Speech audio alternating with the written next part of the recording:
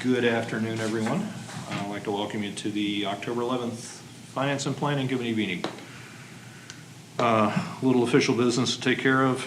Official recordings, videos, or transcriptions of the HSV Property Owners Association committee meetings and/or board meetings will be done by authorized personnel only and can be viewed on the HSV Property Owners Association YouTube channel and explorethevillage.com. Any other recording, video, or transcription of this meeting is not considered the official record of the meeting.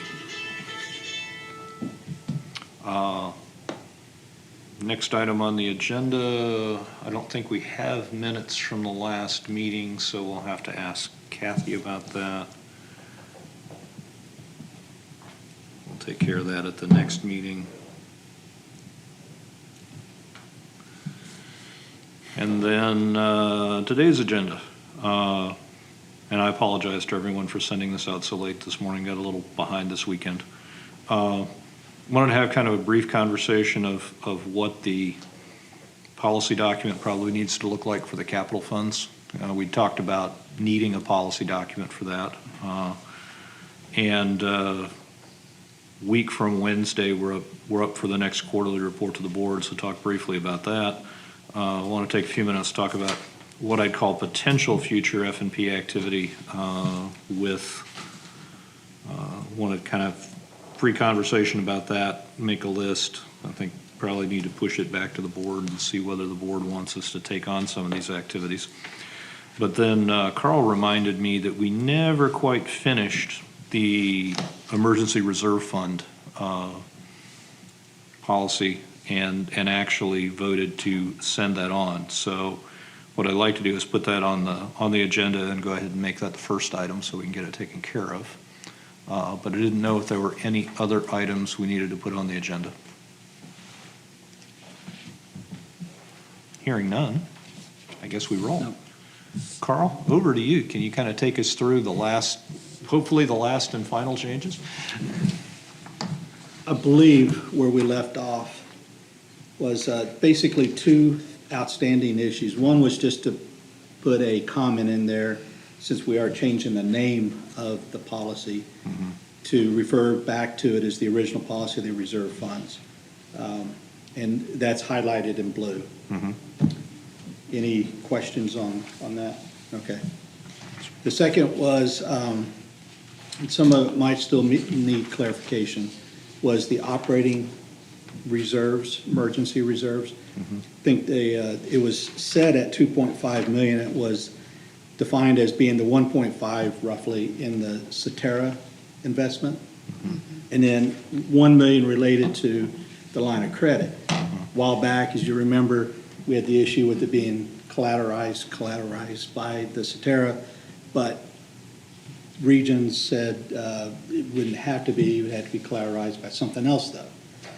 I wasn't sure, was that made official yet, or? Yes, the board has voted on it, and they're wrapping up that documentation as we speak. Okay. So Okay. it is backed by accounts receivable. So Okay. both will be able to count towards operating reserve. Okay. And then, and just one clarification, we say the 1 million can be used for the operating reserves here, but we're not necessarily tying it to be used only for Correct. the emergency reserve. So I think we just need to put some qualifying comment in there of like up to $1 million, Well, or available on the line of credit. yeah, and I'm not sure if you've changed the words or not already, but if you look at the original policy, it states in there that it's between a combination of net operating profits and the line of credit. So maybe if we kind of keep some of that wording, just so it says, so as long as we have an accumulative, no matter how we arrived at it, that may solve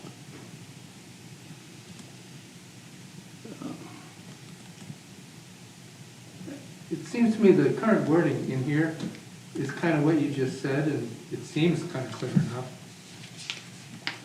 It says to be funded through a combination of net operating earnings and available line of credit access.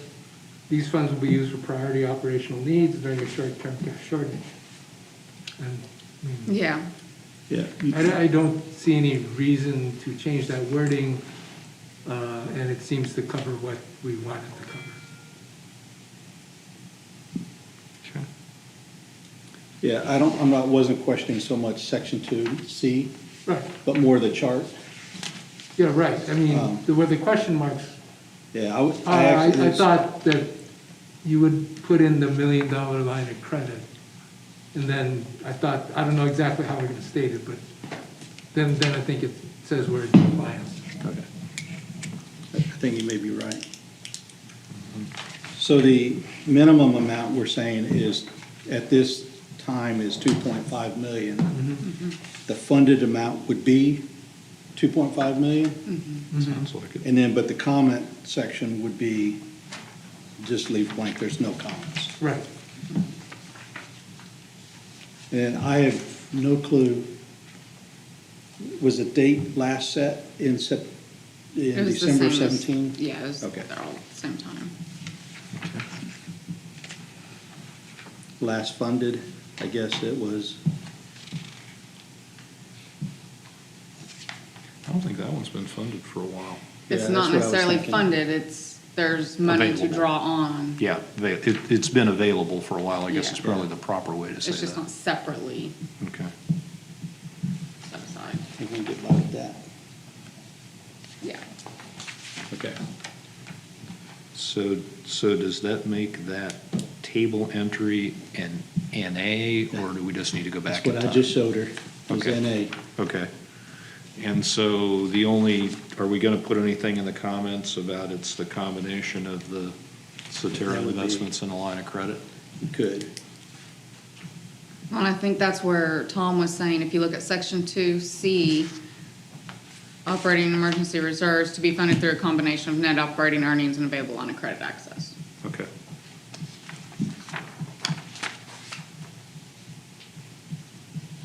Okay. I'll make the last change in that yellow section, send it out, one last review, and then it could be, we could stick a fork in it probably.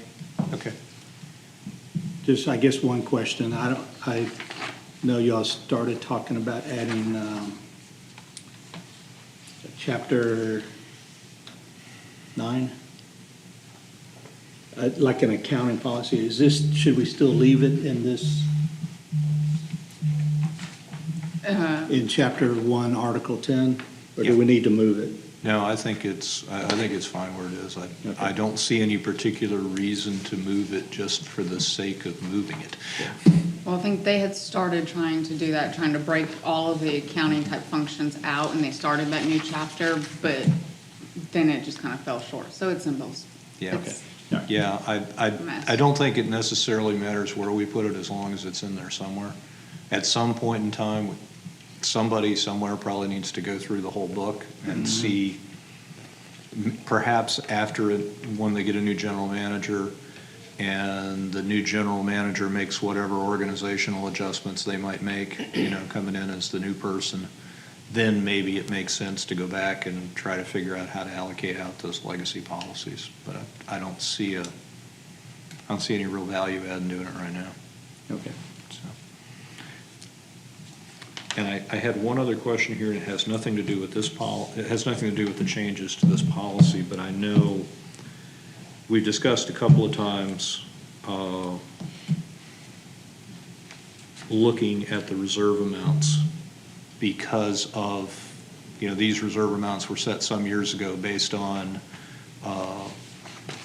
the operating reserves required at that time. Of course, our budgets have gone up, so our reserve requirements are probably slightly higher. I don't think I want to confuse this policy update with that action, but it does sound like maybe after we find out the assessment vote results and see where we are, in early '22, that may be something that we may want to look at going forward to say we really need to change these thresholds upward, but it needs to be a 3 or 4 or 5 year target timeline, Yes. you know, but I don't think that's necessary at this particular point in time. That's one of those tickler things we probably ought to remember to try to come back to January, February next year, see whether we have to make any changes. I agree.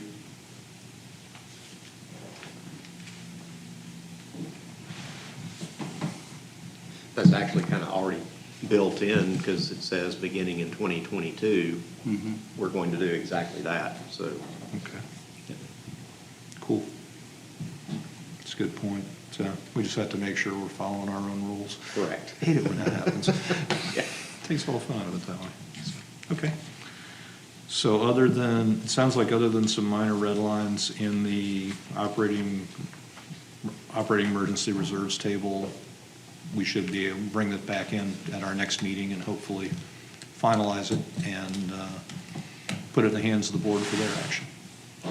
Cool. That's correct. Cool. Thank you, Carl. I appreciate it. Thanks for taking point on pulling together all of the comments and all of that. It's a little bit of cat herding. Thank you. Cool. So unless there's any other conversation there, kind of a nice segue to policy document for capital funds. I am thinking, dangerous thing to do, that policy document probably uses this one as a model with adjustments where necessary to establish that policy document for capital accumulation. Yeah. And I think probably one of the more challenging aspects of that's going to be trying to figure out where we want to set some of those capital targets, you know, going forward, because we know we have expenditures in the future. Some of them we're able to take care of out of operating revenues, but not all of them. We know there's going to be some large items out there that we have approximate timelines on, but we don't have definitive timelines on. So that's probably going to be the art of, it's probably not going to be a policy statement issue as much as it's going to be an issue with trying to project what those financial demands are going to be 3, 4, 5 years out. So, but wanted to kind of open that conversation up for the board here, the group, see if anybody has any other thoughts on where we want to go with that document, or does that seem like the right path? Is it a 3 to 4 year plan of this, or is it shorter term than that? Shorter. I'm sorry. Shorter. Yeah. Yeah. The goal with converting our current reserve accounts over to the emergency reserves and then starting these is to try to develop a way of having that money before we go out and purchase it, which is what you're getting to. But at the same time, it will be a continuously used fund. Once we get to the point where we're not taking money out of operating and we can strictly fund all of our capital through these accounts, is where we would like to be able to get to. So kind of where I'm needing some help and kind of, I know there's different layers to all of this, but is for us to develop some kind of a metric to say, okay, we're going to fund X amount, we're going to utilize X amount so that it will still grow, you know, and then being able to come back and say, okay, until we reach our point, 30% or whatever the case is how much we can actually use out of it. So developing all of that part is. Is this what we've talked about before, kind of calling it a working capital Yes. policy? Okay, so we're just using a different name for the same Yeah. topic. Okay. Oops. I think, That's called a typographical error on my part. I'm just throwing ideas out there. They can either be tossed or developed on. But do you think that, in theory, you could say, if next year's projection, not 22, but 23, is $4 million for capital, and you can say, pick 2 months and say, we ought to have a working fund of $2 million. And that allows them, some time to work out the plans, figure out the timing when you actually need to pay for it, but you'll have funds there. Yes. Tom, thoughts? No, that's pretty reasonable. I mean, the way I look at it is taking 2022 budget. If our total budget for capital is $8 million, Yeah. during the year, you kind of want to put in 8 million and spend the 8 million. Yeah. Now, at any point in time, it could be, it'll probably never reach 8 million, that's not the intent. Yeah. Whatever you put in, you spend down, and at the end of the year, you might have anywhere from $1 million to 0 left, if everything works out, but then you're gonna start funding for next year. Right. So, yeah, there'd, kind of ordinarily, there'd be anywhere from $500,000 to 2 million, 3 million, and you're always putting money in there and taking money out.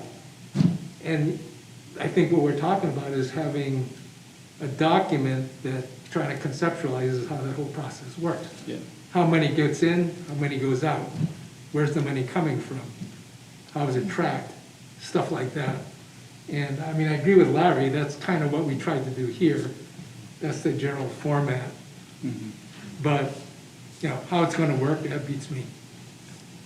I think we're being asked to think about that. Yeah. Is that kind of what you're thinking, Karina? Yeah, I mean, and that's where it comes back to, we're not gonna be able to buy all of our capital out of it in the first year or two, because we're not having it. But and we don't wanna just deplete it, because then what's the purpose of even separating it? Right. But if we're able to, okay, if we put in 10% of net excess and we will fund 8% out of it, that gives us a 2% cushion. What are the next several projects? So just trying to continue to build it so that eventually we do get to a point to where all of our capital would be able to come out of it. Which then comes back to the fact of you're having that cash on hand before you're going out and spending it based upon assumptions of revenue coming in later, which is the way it's been in the past. So kind of building that nest egg so you actually have cash on hand, but still being able to use it and grow it. Yeah, oh, yeah. And I think realistically, based on what we've seen in the O&M tables for the next few years, it'll be a while. To be fair, it'll be a while before we'd be able to fully fund out of our capital funds. Absolutely. But having an objective to grow those capital funds year over year, every year that goes by, puts us in a little bit better position to be able to handle that, and/or gives us a buffer against some unexpected economic downturn in the future. True, exactly. Okay. That makes sense. And that makes it an easy way of identifying where any net excess from the end of the year should go as well. Anything that's left over, as long as all the reserves and stuff are met and there's nothing else that's identified, everything would go into the capital account to then try to build. Now, like you said, this year's is different. We're not gonna go out and spend $8 million every year. We don't have it. And even if that means, okay, you're gonna have to cut back and spend a little bit less than you were normally doing in order to build up that fund and then maybe try to pick up that slack the following year. So, I mean, there's some different ways to achieve it. It's just what kind of parameters do we want to set up? Yeah. Yeah, and I think the art form in all this is going to be trying to define that in a reasonably clear way without unintentionally painting ourselves into a corner. Yeah. I mean, you've already figured out you need 8 million for capital next year. This fund has how much in it now? 1.5. 1.5. Well, on non-utility So side. you're already way behind the 8 ball Mhm. of trying to do anything to build a fund to utilize for this year. Yeah, and so nothing is budgeted to come out of it for this year. Yeah. But instead of rolling the $4 million that we're hoping we'll end up the year with into that account to then just turn around and wipe it out, I'm just rolling it now, and we're not touching that. But then eventually, hopefully, we would be able to build it up enough that even to say, okay, if we've got a $4 million capital budget, and we know that that's what needs executed, and we've got X amount in that account, plus whatever we have in our operating, okay, let's see if we can execute 50% out of our operating and still have enough cash flow left, and 50% out of this. Are we able to start to kind of meld it together Yeah. to get us to the end goal eventually? Yeah. I like the idea of saying you're going to put a certain percentage of net operating revenues, into the capital funds. That way you've got a mechanism that at least establishes a minimum threshold that you're gonna add funds to that account. And then when you get into the next budget year, you've hopefully, after a couple of years, gotten enough funds built up that you can start making that choice of whether you want to fund a specific item out of our operating revenues, or whether you want to actually tap into the capital account and pick that up. Yeah. But the end goal would be that we would be utilizing that account on an ongoing basis once we're at that point. You're defining the not net operating revenue for capital and debt and all that kind of stuff, right? Just revenue less operating expenses? Yes. Okay. Well, no, I No. take that back, no. Because once we do our year-end reconciliation, it's gonna take into account anywhere. So all of our debt would be coming into play for there. You'd reduce your liabilities, because you also reduced your cash flow. So it's whatever, after, every penny has gone out the door at the end of the day, what does the picture look like? In your 2022 plan, though, there's nothing in there to be able to move over right now. Is that correct? There's been so many numbers, I thought the number was 0 at the bottom. It is, because I've already backed it out to move it over. You what now? It is 0 at the bottom because I have to come to 0. Right. So it's showing after all of our operational expenses and revenue and our liabilities and so forth, and our reserve amounts, X dollar is left. So then I minus X dollar to get to 0 for the end of the year to carry it over into 22. Okay, I must have missed that last part before 0. Because I thought you had already allocated all the money to get to 0 essentially, or most of it. Yeah, so if you look, so right here is the pages, this goes through all of our net Yeah. operating stuff, gets down to this amount. Mhm. Well, when you look at 2021, here's everything that's left over, Yeah. net excess. Yep. To come to 0, because I backed it out and I pulled it over here. That's what's helping fund this $8 million. So I have to add it in Right. to carry it down. So that's the only reason it's 0. I've assigned it somewhere. Mhm. But would there be room to assign any into working funds?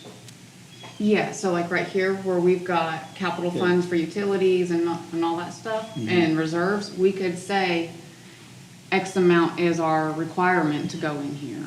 And we could list it separately, and then you wouldn't have as much left, So depending. if you combine that, it's roughly $1 million, let's say, or What? 900,000, this number here, these two, that number and that number?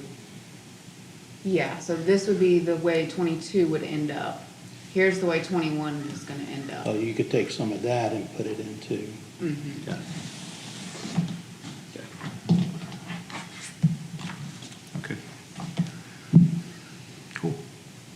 Like the idea. So I think good conversation. Get everybody kind of thinking that way.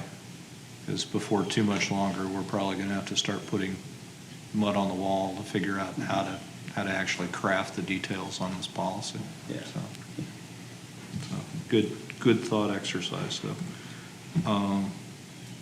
Anything else in this topic before we move on? If not, next item I had on the agenda should be pretty quick. We owe the board a quarterly report of what we've been doing on finance and planning, just like all of the other committees do. The next report is due a week from Wednesday. It's typically a couple of minute, page and a half kind of summary of activities that have happened in the previous quarter. So I'll take the action to draft that and send it out to everybody. Make sure that we didn't miss anything of what we've done in the previous quarter. Probably take the statement that we generated for the last quarter and basically just keep talking about what we've accomplished in that intervening span of time. So it's pretty simple and straightforward, but would appreciate everybody taking a peek at it when it comes out. Make sure that I didn't miss anything really obvious or say something that isn't correct.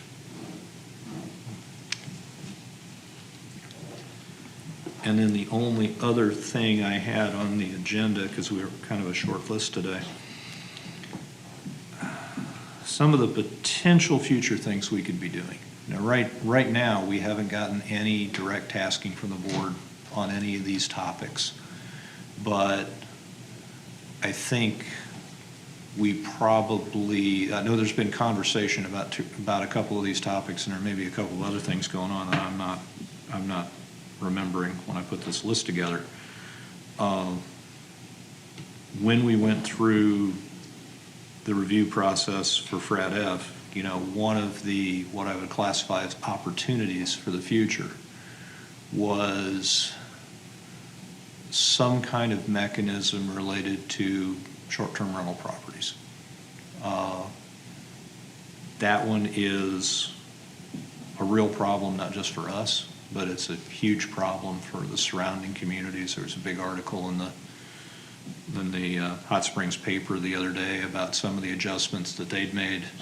I think we probably will get tasked by the board in the near future to try to give them some insight into what's in the art of the possible there. There's a lot of things that we can't do. We're not a municipal entity, so we can't tax, or anything like that. So we don't have any ability to do something along those lines. Our declaration does not allow us to establish any kind of a separate assessment fee for those properties. Part of this conversation is probably going to have to involve a question to the POA legal folks about what is possible from a legal standpoint. I think, but I don't know, that it's possible that you could establish a permitting requirement, for example, for a short-term rental property. And as a permit, you could attach a fee associated with that permit. I don't know whether that's legal under our declarations or not. That's why one of the reasons we'd have to reach out to the lawyer and find out whether or not that's in the art of the possible, and if it is, where are the boundary conditions around that? What could and could not we do in a scenario like that, or if there's other scenarios where we have that option, what might they be? So I think that's part of the issue. Probably the first step is talking to the lawyer on what's in the art of the possible. But then the second step of that would be understanding what is available to us under those kind of situations. Like I said, we're not able to levy a tax or anything like that, so that's probably not practical. It's probably not administratively practical to do something associated with individual rentals. So somebody comes in town for the weekend, they owe the POA $5 or something like that. That doesn't sound like an administratively executable approach. But there may be some other things out there that are that are more achievable than that, that wouldn't require extensive overhead on the part of the POA or on the part of the folks that are renting their properties, but would potentially put the POA in a situation to garner some revenue. So that's one of the topics that I think might end up coming our way in the not too distant future. Let me ask a quick question. Go for it. Is the thought on that is to find a way to have POA make some money off of that? Or is it more about control? Control being like, right now it's sort of like a free-for-all. And I think in like Hot Springs, it was more about you register and you had to have a local contact so that if something comes up, you have all-night party that's just causing a lot of disturbance, they have someone local to contact. I think it might be a little of both. Yeah. I think you're right now, there's no, to my knowledge, we have no idea how many short-term rentals there are in the village right now. Right. You know, so part of that might be, and I noticed, you're right, Hot Springs, one of the things that they did was try to impose some reasonable limits, you know, on how many short-term rentals you could have in the town of Hot Springs. You know, and you're right, so part of it was making sure that you had a local contact, making sure that you had some adjudication path in the event that somebody that was in there was causing trouble, you know, for your neighbors or for the city. But I also think there's a desire to at least recover some of the costs associated with short-term rental support. You know, it puts a strain on the gate staff because you have a lot of people coming in.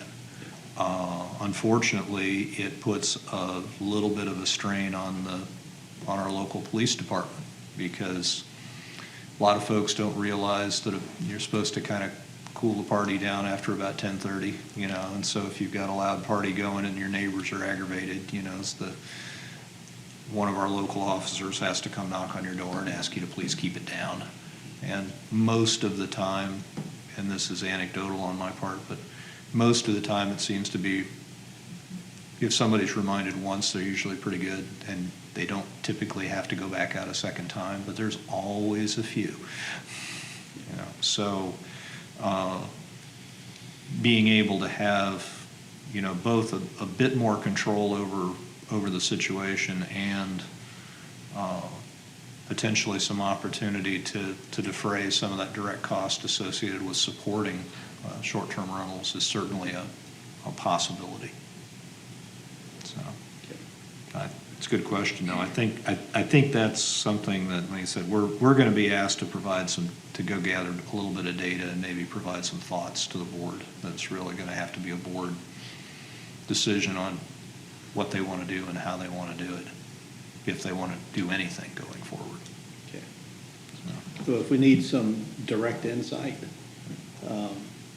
we can, I know Gary Trowman, the president of the Metro Partnership, it would be a good source to talk to about what they're doing and what successes they see or what stumbling blocks there are. Yeah.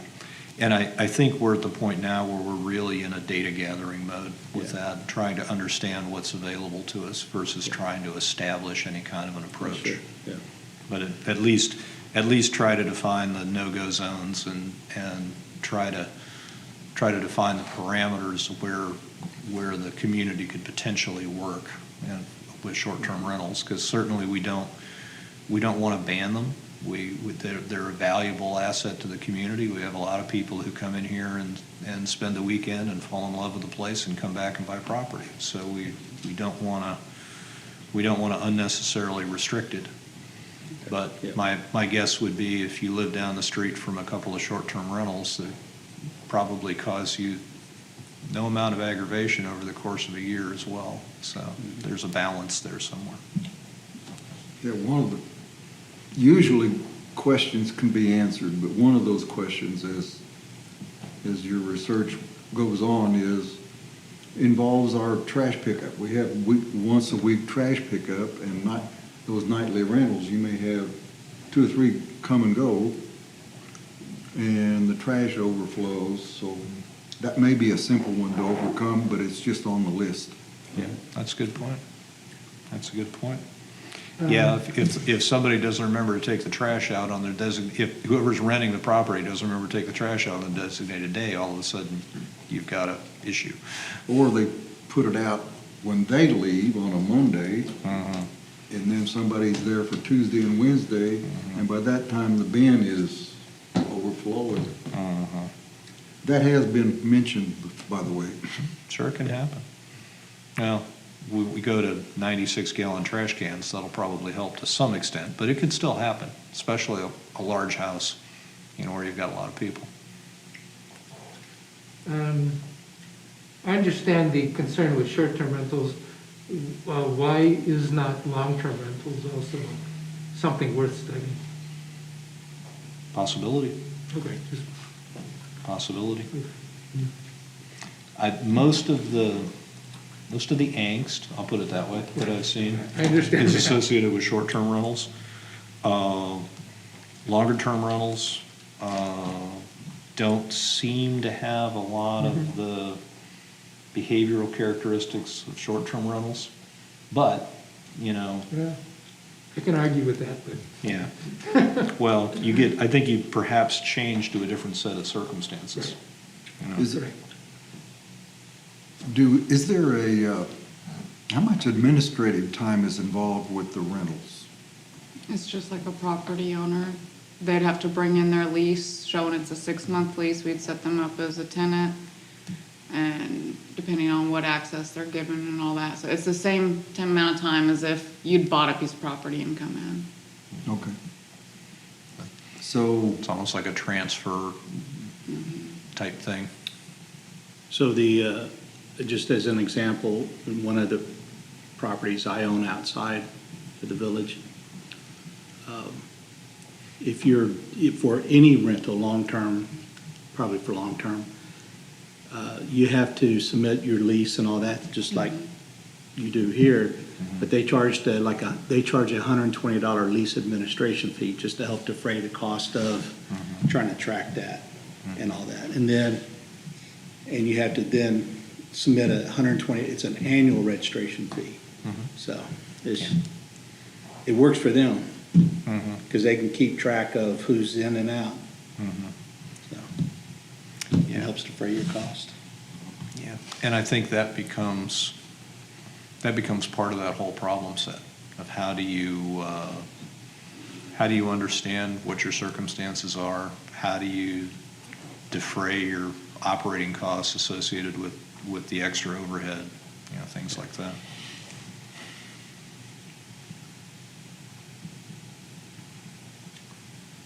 Okay, well, I said, don't think there's anything that remotely resembles an answer to that problem right now, but it's probably something we maybe be asked to look into.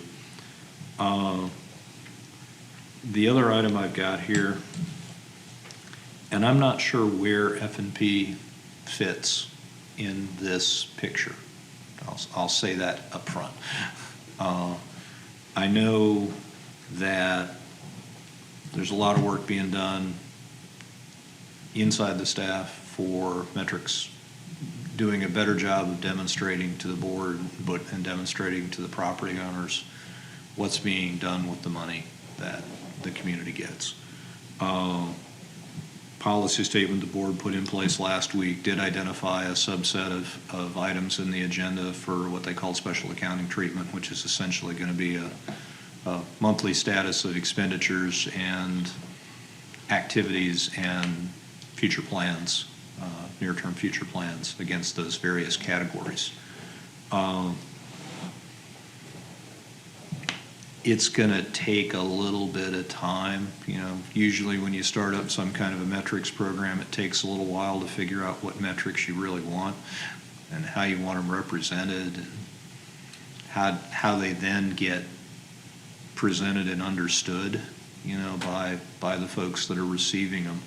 So I think there's probably going to be a few months of churn associated with setting up some of those metrics and measures. What I don't know right now is whether or not F&P has any kind of a role in that dialogue. You know, certainly not, probably not our place to establish the measures, because we don't know the business. Don't know exactly what our board may ask us to do in that area. You know, but there is a possibility that some of the measures, once developed, maybe there's a little bit of refinement that happens here, maybe there's a little bit of peer review before a board meeting to be able to vet these in a smaller setting, smaller group setting before people stand up in front of the board, make sure that the measures are clear and understandable, make sure the messaging's on point, you know, things like that.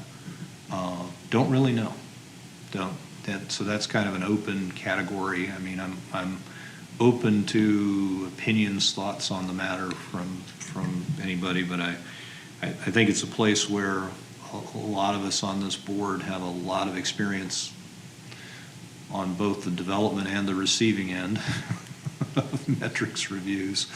So maybe there's something that we can do to be able to help settle that churn down a little bit faster.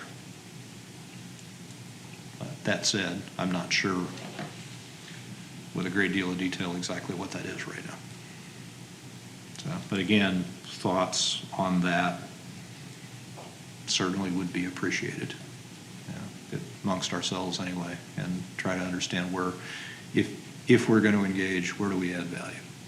You know, there's no point in engaging for the sake of putting another review step in there. If we're not going to add value, then let's not get in the loop.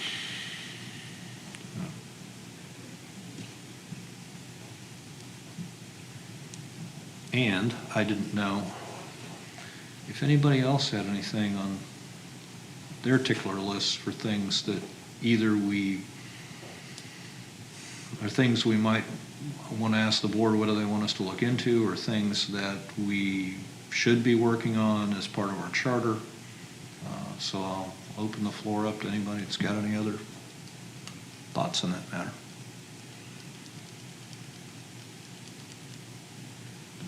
I have a bunch. Go for it. Okay. The first is per our charter. I'm We sorry, are- one more time? Per our charter. Okay. We're supposed to submit a report on the budget. I think you submitted a PowerPoint presentation. I assume that qualifies as a report on the budget, and our duty there is satisfied. Just want to make sure the whole committee agrees with that. Fair question. It's way down at the bottom, it's about Mhm. the second to the last sentence. Nope, that's fair. Good put. I'm voting yes, by the way. I was going to say, I'd hope that would be a yes, but, you know, we could certainly turn that information into something a little less PowerPointy if we needed to, but. Well, the second thing connected with the budget is far more involved, which is, should we, as a committee, do a postmortem on the budget and then submit something far more involved to the board that says, you know, these are our points of view, these are the things we think we could or should do better. If nothing else, I think we agreed that for many very good reasons, we kind of got a late start to the budget, and we ourselves could just be a little bit more prepared up front. And so a lot of it would be, you know, note to self, you know, let's try to do it better. I don't know that when I look back at the budget, at least for what we did, I don't know that there was a whole lot more that we could have done better. Because the nature of the beast is we only have this much time. And that's that. But that doesn't mean that there aren't things that we observe that we think could go better the next time around. So one is just the post-mortem on the budget. Well, so is it postmortem on the budget itself or postmortem on the process that was The used to build process. it? Yeah, that, Yes. it sounded more like a process thing Yeah, than a I budget mean, thing. at this point, the budget itself is between Karina and the board. I don't know that there's anything we can do to add to it. Yeah. And I don't disagree that we might want to collect up whatever thoughts we had on that, because absolutely there were a couple of things where we should have been ahead of the curve and we were not. And that put undue pressure on Karina and the team to try to adapt at the last minute. So that, those are things like that we definitely need to make sure we learn. Okay. The next thing we actually touched on was setting new reserve targets. It's really up to the board to set new reserve targets, but if nothing else, we could observe that, we're here. If they want to assign that to us, I kind of think that's why we exist. And if they want to do it, good for them. This one's a little scary, but I view this committee as being very, very different today than we were, say, at the beginning of the year. I was wondering if we want to review the charter and get a feel for, is that what we think the charter should say? It was vastly rewritten around December, and I think Gary can speak to that, but I don't think it would be inappropriate for this committee, because we have a lot of new members. Review the charter, and even if we think that, there are no changes to it, we would at least have a common understanding of what it says. Good idea. And in terms of the board asking for something, Gary can attest that the board did ask us to look at cash management. We just kind of forgot about it. And Gary can speak to whether you think that's still a live request or whether we can. You're talking about cash? Yeah. Well, yes. Karina, don't you think we still need to address the cash investment or investment policies? Well, the investment policy was one thing, but we'd have to look at what you sent us, because it did say the board is requesting the Finance and Planning Committee to do X, Y, Z. And so if nothing else, we can pull that up, reread it, and said, okay, this is what the board has asked us to do. And Yeah. no change has been given to me. Okay, so that's still a live request. So we should, at a minimum, reread what Gary sent and figure out, okay, what is he saying? But to a great degree, it is tied up with the the emergency reserve policy, where we talked about the policy document for capital funds, the investment policy, all those things tie up. They're all connected. The last thing on my list, and this is near and dear to my heart, but it's also closely aligned with the issue of what does our charter actually say, which is, I kind of have a soft spot in my heart for strategic planning. We are the Finance and Planning Committee. What our charter says about planning is another issue. And my comment, and I'm going to talk to Gary about this offline, which is you had sent a set of goals that the board has, written to themselves, I guess. I'm not sure exactly how public that is, but that's why I wanted to talk to you about it. Oh, well, the email I shared with the committee last week was, I think someone asked about the agenda for the discussion Correct. session. It was more the agenda, but since I saw it, I thought I'd want to talk to you about it. And it was discussed at the last board meeting Right. by John Paul. But the idea there is, when I looked at it from a strategic management, strategic plan standpoint, there's a lot of good stuff in there. It really was. But I was wondering if this committee had a role in strategic planning, because that's in our name, but whether it's in our charter or not's another issue. Okay. That was for 2022. Correct.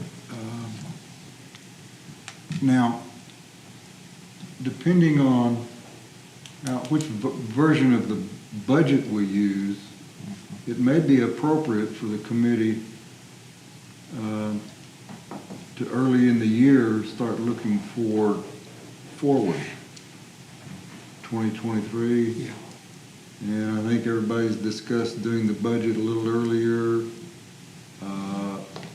This year, we burned a lot of hours creating the 7-year O&M tape. A lot of staff time was invested, a lot of committee time. We lost a couple potential committee members because of the hours that were involved. So this year was really busy, and necessarily so. But just like our capital conversations, planning also needs to pick up speed a little bit. So we need to get in front of the curve instead of working so many hours like we did this year. Not that the hours are bad, it's just that we need to do some more forward planning. And I think anybody in the village can see that that's beginning to happen. Staff is looking ahead, spending a lot of hours. So, I don't have another task has not been passed through me, but we should think about that earlier in 2022, looking forward to 2023. But I'll ask the board members for some input. Okay. I'm inclined to agree with both of you. I know when I joined this body, the question I asked is, okay, I see all the finance, where's the planning? And the place where I think this committee might be of value, the goal setting is absolutely at the board level. And the good news is you guys are already working. It's October and you're working on 2022 goals and objectives, and that's good.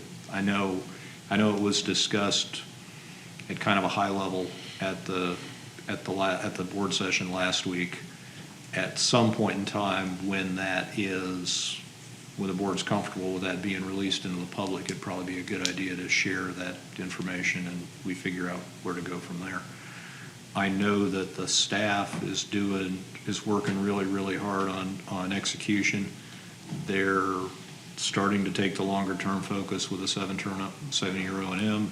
They're starting to work on, the kind of human resources and equipment resources we need to be able to take on that work. But most of their stuff is day-to-day, year-to-year, execution. There seems like there is a hole to me in the machine. You've got high-level goals and you've got day-to-day execution, but how do you turn those high-level goals into, I'll use the phrase a strategic plan for lack of a better idea, whether it's strategic or tactical, you can argue that, but how do you turn those goals into something that looks like an execution strategy? And then how does that flow into the budget? How does that flow into being able to deliver on commitments? And that feels to me like a place where this body might be able to be of assistance, because there's going to be some pain associated with building it initially, but hopefully, like the 7-year O&M table, once the investment's made to build it, then as you go forward, it's a matter of adjusting it as opposed to starting over from scratch with a blank sheet of paper again. So hopefully we can start to get some of that effort going forward. I'd certainly like to see something like that We also- identified as a need, whoever gets assigned the task. We also have to remember, we will have a new GM, so we do not want to tie that person Yep. up with something that he will, or he or she doesn't think will work. Yeah. And also, our daily work is subject to a little reorganization based on the GM's. So, we have a lot to think about. We have a lot still in the air at the moment. Well, that's kind of why I made the comment, Gary, that whoever gets assigned that task, because certainly the GM has a major role to play in that. It may be a function of the desire of the incoming GM where they want to put that assignment. So it may not be us, it may be the general manager, it may be a shared experience, it may be some other kind of a structure. But it would be nice for us as a village to start understanding that we have that need. And then once we understand what that need is, then go figure out how we're going to go address that need.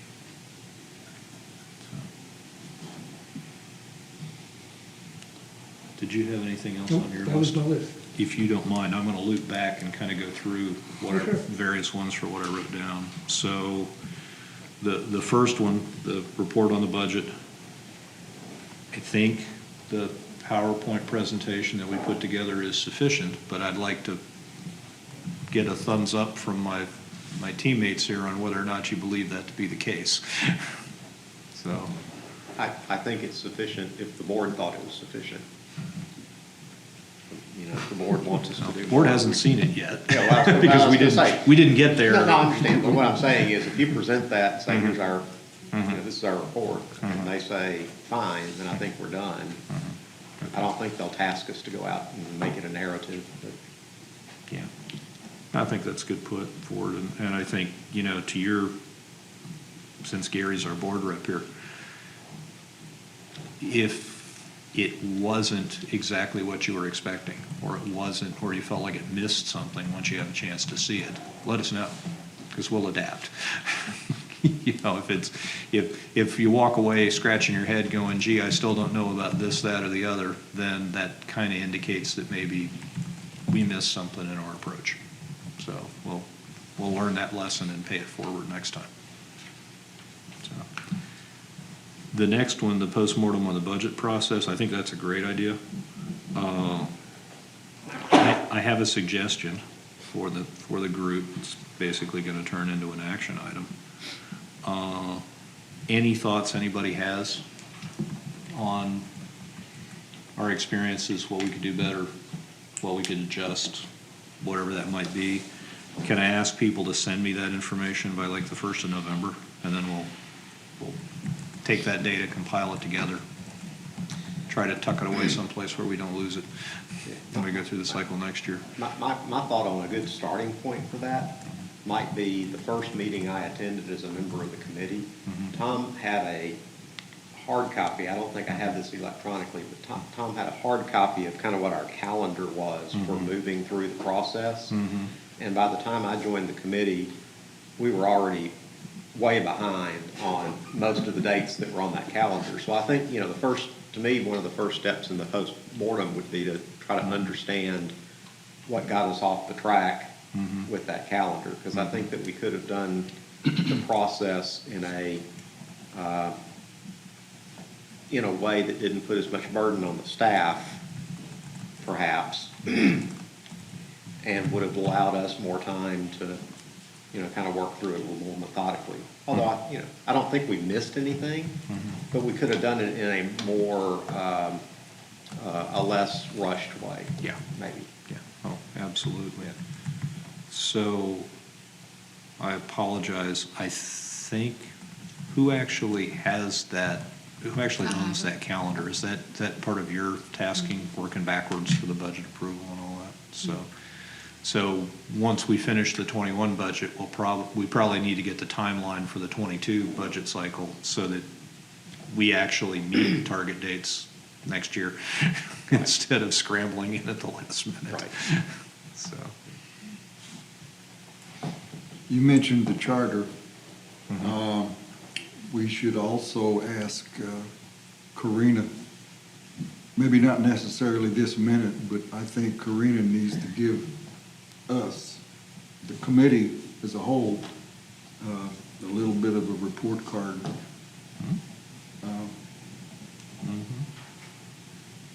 Did the committee do what staff representative expected?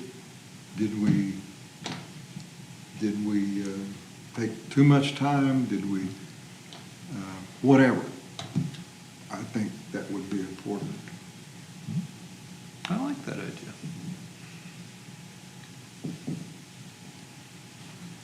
I think that would be a really good thing to do. So, I'm not sure, since Karina's our staff rep, I guess I'd have to ask Karina to let us know when that feedback might be available and fit into a future meeting. You all have Fs. Yeah? Are we fired? Is that what I you said said? you all have Fs. Just sit down, take a deep breath. No, that sounds like a good idea. Yeah, because Karina, as we learned this year, Karina spends too many hours. So we need to help any way we can. Well, I think that's kind of part of what my comment was about in terms of understanding what that calendar is and figuring out how together we can kind of stay on track with that. Because I know once you start getting behind and it sort of snowballs, then the 10-hour days become 11-hour days, become 12-hour days, and by the end, it's unmanageable. Yes. Yeah, I think that's a good idea. So I kind of wrote 2 notes on the charter review. I kind of asked for the same thing I asked for on the budget process. Any feedback anybody has on our charter? If you can give me that feedback by about the 1st of November, then we'll pull that data together and take a look at it and see whether we feel like we need to make an adjustment to the charter to better reflect what it is that we're doing or the things we think we should be doing, and see whether or not the board concurs. And then the second part of that was, I like the staff report card idea, the committee report card from the staff. I guess I just asked Karina to let us know when, because you'll certainly need to sync up with others, for that feedback. So let us know when you want to tell us that. I just did. Give me a couple of weeks and I'll try to see if I can pull That's something fine. together. Just whenever you just give us a date. I know you're busy. You're still trying to get the budget finalized and a lot of stuff out for votes and all of that sort of thing right now. So you got a lot of Month end. stuff. You got stuff. Oh yeah, I forgot about that. A lot of stuff going on. So, okay. You're not done? With month end? We just started over again. What are you talking about? Yeah. About a week? Yeah. There's And- there's no such thing as an off as Prior, as I a could have day had it off. done in a week. Not now. Yeah, gotcha. So, the budget target item you were talking about, Tom, the impression I have, and correct me if I'm wrong, Karina, because I could very easily be wrong. You mean the here. reserve target? Yeah, the reserve targets. I would think that that's probably what I'll call business team, Karina's organization, general manager, kind of a conversation, probably with recommendations to the board. And then with board concurrence, they would adjust the policy statement accordingly to what they want those new reserve targets to be going forward. I see us as potentially being a reviewer on that, but I don't know that we have the in-depth understanding of the community financials or anything like that to really be a value added in trying to set that number. I guess my interest is more, section 4 says it is to be done. Yeah. I just don't want to see us go a year Yeah. without it being done, that's all. Well, I think the one note here is the calendar we were talking about, which is that setback schedule on when things get established.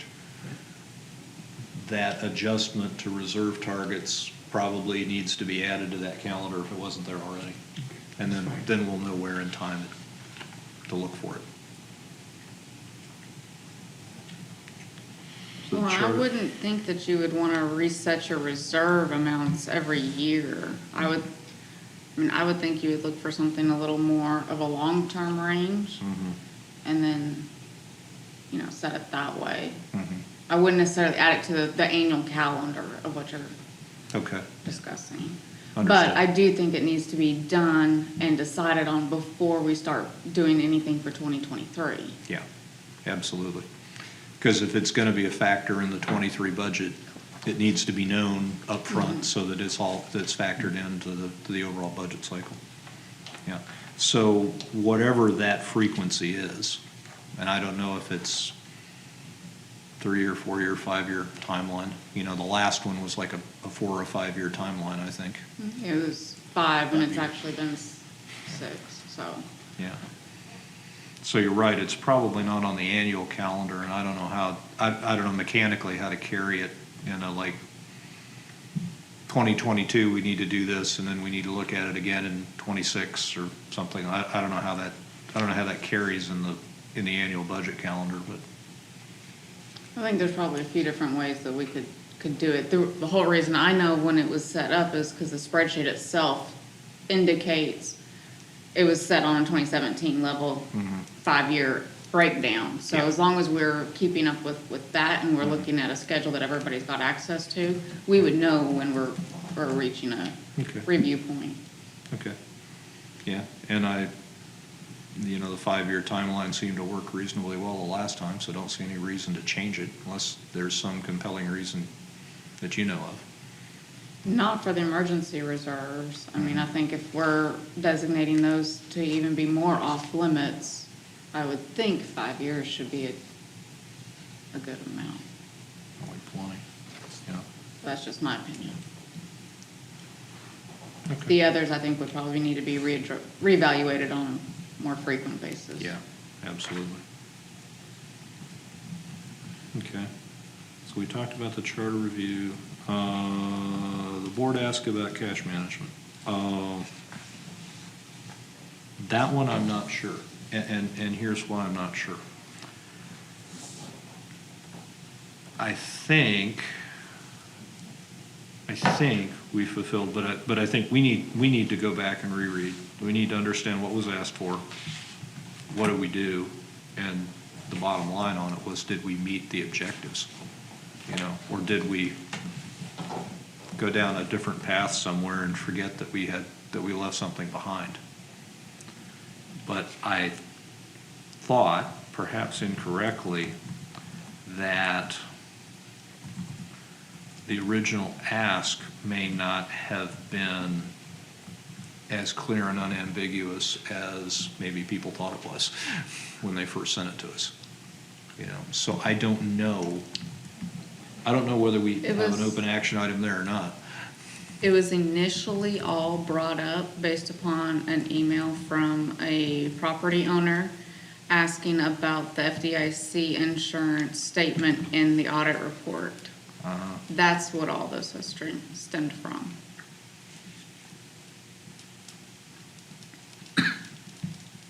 And it took on a fairly significant life of its own because it turned into a review of investment policy that turned into a review of reserves policy that turned into all kinds of other stuff. Yeah, Okay, partially because of wanting the board to make a commitment to spend funds a certain way. That was sort of shuffled into it also. Okay. So I guess the question I would have, since it came to us from the board, I guess the question I would have would be, does the board feel like there is a missing piece in that activity? If so, piece, tell us what it is and we'll go work on it. Before I look at this again, I'm going to have to reread the audit report. No problem. Because basically, we started with that statement made by the auditors. And the amount of unprotected, is that I don't have it in front of me. Yeah, the word was Unprotected. Unprotected cash. So you're talking about maybe we had cash in a bank account that exceeded the FDIC insurance Exactly. limit, Yes. Exactly. like every business in America. Right. Yes. Yeah, okay. So utilizing all these business minds in the I committee. mean, otherwise you have bank accounts in 25 different banks. Yeah. I can imagine trying to distribute $11 million and Yeah. whatever. There No, was but whoever made the comment, I understand their concern, but it's not like it's an uncommon No. practice. No, and that's why it was mentioned in the audit. My opinion is that that's why it was mentioned in the audit the way it It's was. required to be mentioned in the audit report. Instead of more drastic Yeah, statement in the audit. right. There used to be, Karina may have already touched on this, but there used to be a service that combined accounts, no, split accounts between banks. And right now, I can't even recall what it was called, but I don't know if that's feasible, if it's a added talked- fee. I don't recall. When we had, I believe Karen and Nicole, I believe it was her name, come in and talk to us once this was brought on to us. And she said there was a few different options, but it is really where much larger companies do it, and they use a brokering company pretty much to go out and put their funds into 100 different bank accounts. Well, And they do that work for you. It wasn't necessarily a suggestion that we needed to take that route. It's just, that is an option for some of those companies that are much, much larger that do that once in a while. Is that what you're referring to, or am I misunderstanding? Banks had a choice, banks chose to participate in this program. I don't know if it was one of the large brokerages that sponsored it, I don't recall. I just remember, it's just one of those things in the back of my memory. Yeah, I'm not sure. I will look into that also. But so, what the bank was referring to is companies with 100 million? Is that basically what the bank was referring to? They were saying that if you're really worried about having every single dollar FDIC insured, that there was ways of going out and opening tons of different accounts and hiring somebody to funnel all of that and monitor it and different things. So there are other options out there, but it wasn't necessarily that it was a recommendation for anything for us to do. They mentioned that just as Florida's mentioned, the statement that was in the audit report is in every audit report, and it wasn't an unusual, thing to be stated. Okay.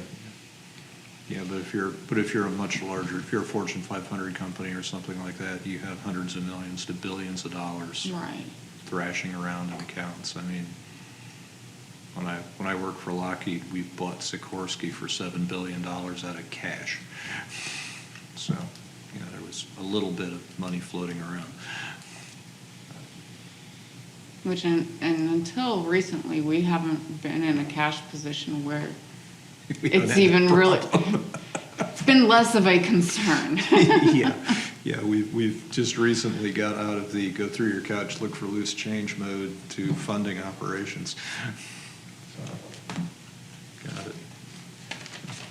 Well, so I guess, Gary, the question I would have related to that original request would be, and you definitely need to go look at it, think about it, talk to your fellow board members, no problem. But I think the real question is, if you feel like there's some part of that original ask that hasn't been addressed, let us know. And we'll, like I said, we'll go work that, but, you know, you need a little bit of time to think about that and figure out whether that's. Yes, I need to spend a little time with this rereading and look at what we've done so far, because we've changed a couple things. And at some point, we should send a answer to the initial request. Now, whether that's a one-page report or just what it will entail, I'm not sure at this point, but we should answer the question. Is the question about why do we have uninsured funds in a bank? I mean, is that basically? It was the question? it was a broad question, but that's part of it, yes. And the answer is because we never had that much money before. No. Well, Well, I mean, as a practical expedient, I think you could explain that it's not an uncommon business practice for a business to have cash that's uninsured, and that you mitigate that risk by evaluating the financial solvency of the bank that you're parking your money in. Right. And, you know, and you measure that off against the cost of spreading the money out over multiple accounts and having to administer that. And since the risk of losing money in a FDIC-insured institution, even if you're over the limit, is minuscule, but the cost of administering multiple accounts is significant, you got to make a business decision. Yeah. Would you mind writing that thought up? Because that was so well said, and I couldn't write that fast. Okay.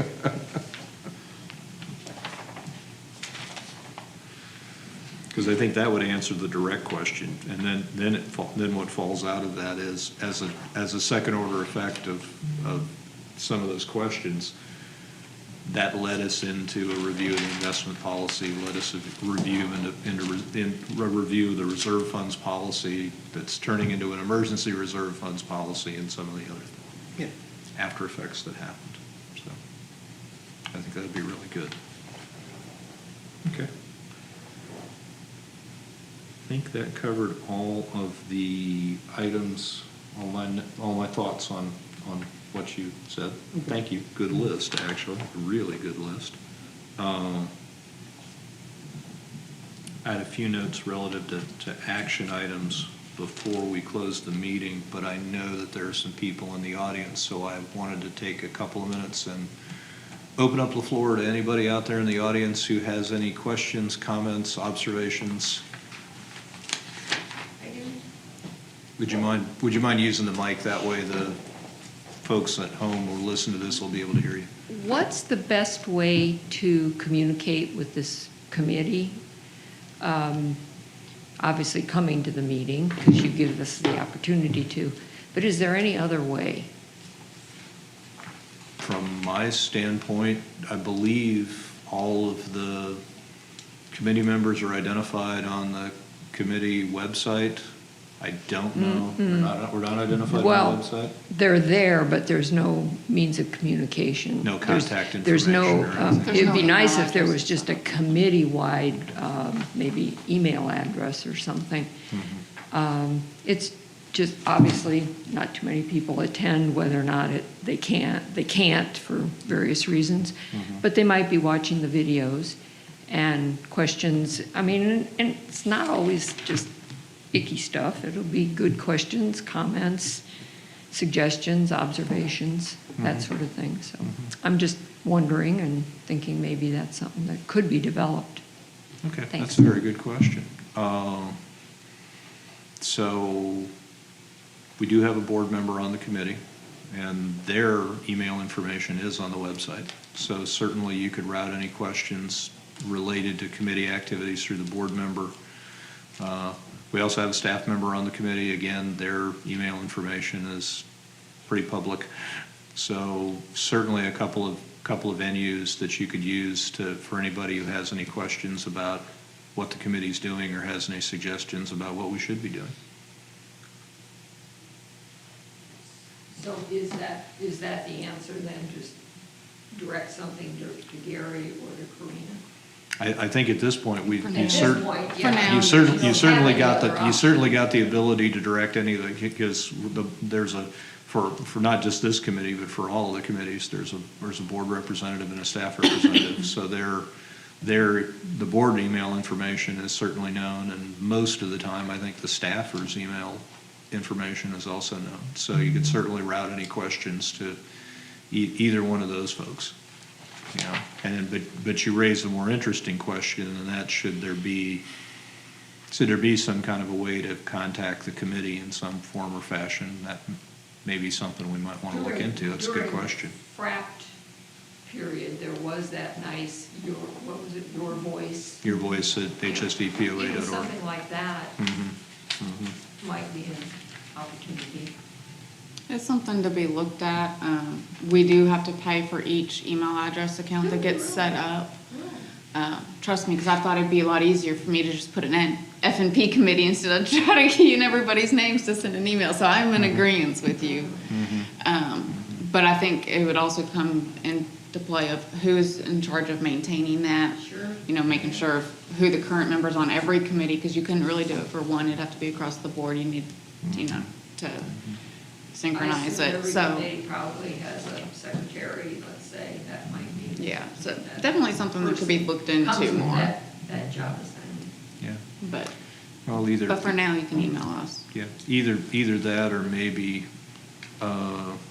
because we did stand up the Your Voice email from during the Frat F days. I think it's still active with the upcoming assessment vote.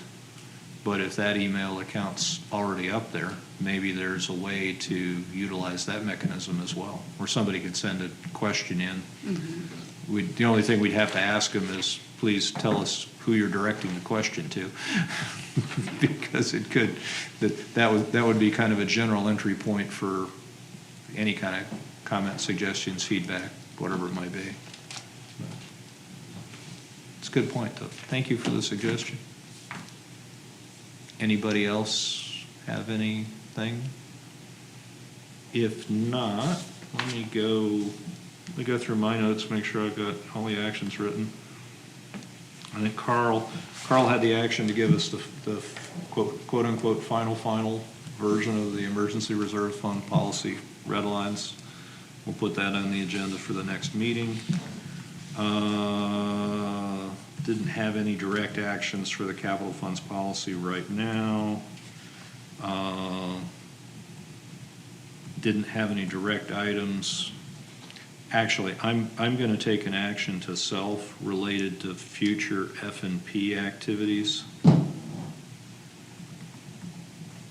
I will take an action to write up possible F&P engagement opportunities and send it to the board and let the board tell us whether those are things they want us to take on, or whether they have other tasking for us, or whether they want us to stand down on that tasking.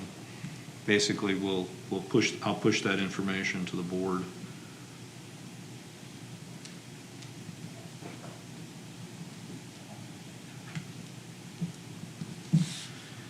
And then, let's see, some of the other items, I don't think there were any open items on the report on the budget. I'd like to ask my fellow committee mates to give me feedback on postmortem for the budget process and any comments or thoughts you have on the charter by the 1st of November.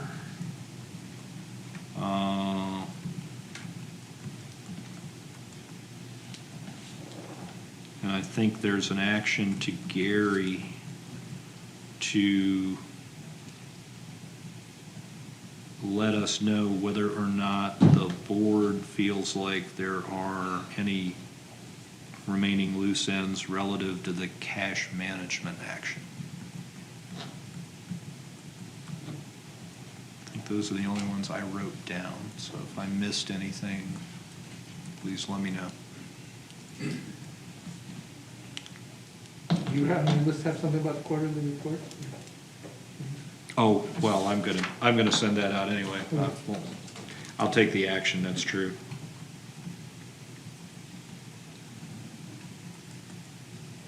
Let's do a week from Wednesday, so I'm gonna try to get it out by maybe this Wednesday or Thursday. Give people a chance to review it. Give me feedback, give me a chance to get it revised. Did I miss anything? If not, motion to adjourn? Motion to adjourn. Second? Second. All in favor? Aye. Thank you. Thank you, Dakota.